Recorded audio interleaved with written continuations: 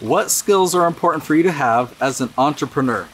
In this episode, I've narrowed it down to three. The three most important skills that you need if you want to succeed in your business.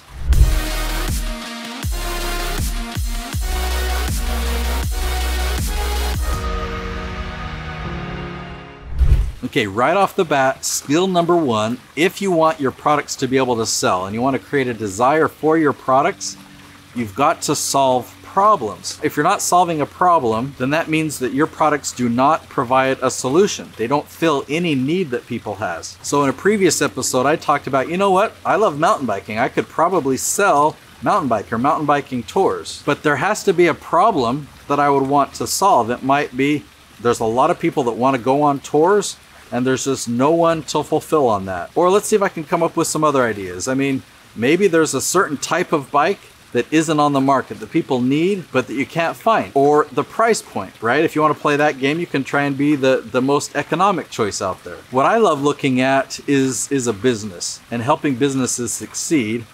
What obstacles are in front of them? A lot of businesses struggle picking up the phone and making calls. What if you could offer them a service of making sales for them? Right? So you see what I'm talking about? If you find a problem, an obstacle that a business has or that a person has, if you can create a solution for that, then you're setting yourself up for success in your business. I'm trying to decide how to say this next one without being like cliche or anything like that, but you've got to have persistence. You cannot quit.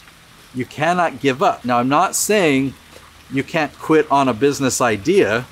If you've tried a business and you've persisted at it and whatnot, and you're like, you know what, I think I understand why this isn't working and I'm gonna kill this business, and you're gonna start another one. Okay, that's fine, that's acceptable. But you have to learn from every mistake. You have to take your failures and see that as actual steps to get to success. Every business owner that I know, and I've got a lot of colleagues and friends and I've got a lot of clients, every one of them had setbacks and failures along their business. Why are they successful? Because they pushed through it. Now, I know I have great strength of like stick-to-itness. I've got this passion and drive, and get this, the first 8.5 years of my business, I've had my business 13 years, the first 8.5 years were very, very financially stressful.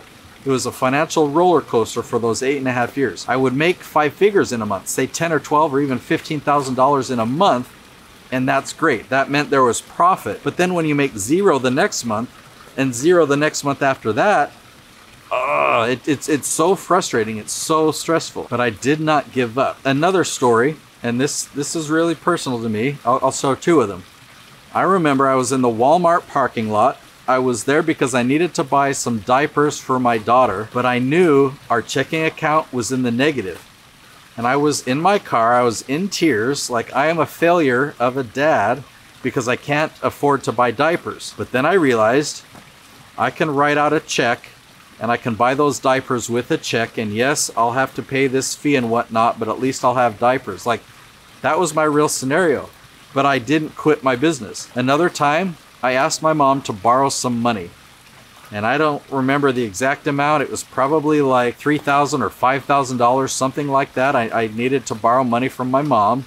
My mom said, "Nate, why don't you just get a job?" And you know what?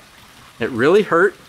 I really felt it, but I knew from all the mistakes and all the failures so far, or thus far in my business, I'm like, I'm doing this for a reason. I've got purpose. I know where I'm going. I know that I will eventually get there. I just got to keep at it. Not too many people can do that. Not too many people would stick with it that long enough through that hard of a challenge. I could have quit so many times at so many places along those 8.5 years.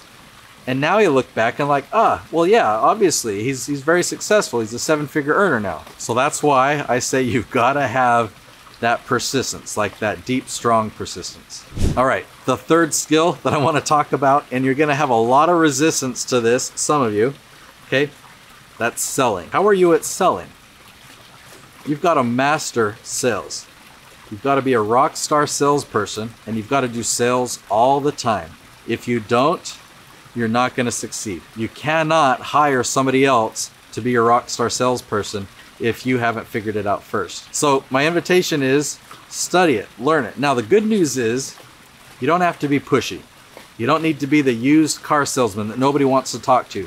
You don't have to be the Amway sales guy that wants to recruit the planet, okay? What you can do instead is provide a consultation, right? You can actually do a strategy session, call it a strategy session instead of a sales conversation, because you can find out where they're at, where they want to be, and is there a difference? Is there something in the way that's stopping them from getting what they want? And if you have a solution, you could diagnose that. It's just like when you go to the doctor doesn't just get out their prescription pad and write you out a prescription without knowing anything. They find out what your symptoms are. What have you been struggling with? They do some tests, right? They do some lab work. They check your temperature. They check your heart rate. They listen to your breathing, right? They look at your wound and then they diagnose and they make some recommendations. They make that sales pitch about the plan of action for your health once there's been a diagnosis. And that's the type of sales you need to learn, but you do need to master that. You need to become good at sales to succeed in your business. Okay, I've got a bonus recommendation for you, and it's a skill set that I have that has served me so well, and that's having a results focus. So there's a lot of shiny objects, there's a lot of things that we can get distracted by that we think are important, like a website, or this new marketing tool, or this campaign, or this software, or this, all these different things. You can go to a conference and they can throw a whole bunch of things at you and think, oh, I need all of these things to succeed. But how you can weigh that is you can look at the end result. And like in my mind, I think this is a gift that I have. I don't know that other people have this same gift. If I look at the result that I want and the steps that I'm taking, I can see clearly if those steps lead to the results. Or maybe it's just something that comes natural to me and maybe you just have to think about it, with a more conscious effort or whatnot. So if you can, think about the results that you want and try and paint a map. Like, is this new email responder tool going to help me get to this result? Is this podcast promotion service, is that actually leading me to my goal of selling more books? Right? So just ask yourself those questions and keep a results focused. Well, now I have a gift for you. I want to give you my book for free. Now we call this free plus shipping. So the cost to print a full color book is actually pretty expensive, a lot more expensive than I thought, but I had to do my book in color. As long as you pay the printing and the shipping costs wherever you are in the world, no profit to me. This book is my gift to you. Now, what is this book? This book is to help you leverage YouTube to generate leads for your business. And you know the story behind this book, the 2 years of work I put into it. This will help you generate typically about $10,000 for every 100 views you get on YouTube when you follow the steps in this book. So that's my gift to you. Go to natesyoutubebook.com.